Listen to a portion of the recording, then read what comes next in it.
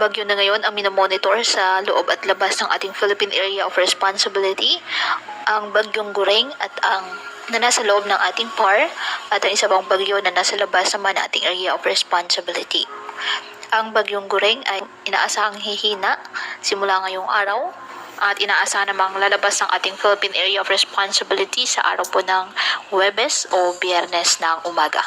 Samantala, nakataas pa rin ang tropical cyclone wind signal sa iba't ibang bahagi ng bansa dahil pa rin po sa nasabing bagyo. Samantala, ang isa pang bagyo na nasa labas ng ating Philippine Area of Responsibility ay inaasahang papasok ng ating PAR ayon sa Pag-asa sa araw ng Miyerkules o Huwebes at papangalatong hahana ng Pag-asa kapag nasa loob na po ng ating PAR.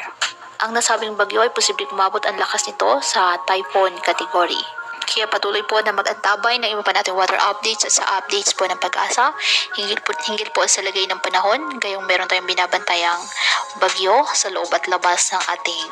Area of Responsibility. Ngayong araw, ang Bataan, Metro Manila, Calabarzon, Mimaropa, Bicol Region, Visayas, Dinagat Islands, Cavite at Zamboanga Peninsula ay makakaranas po ng mga pag-ulan na may kasamang buso ng hangin sa ilang lugar, dulot pa rin po yan ng habagat na pinalakas ng bagyong Gureng.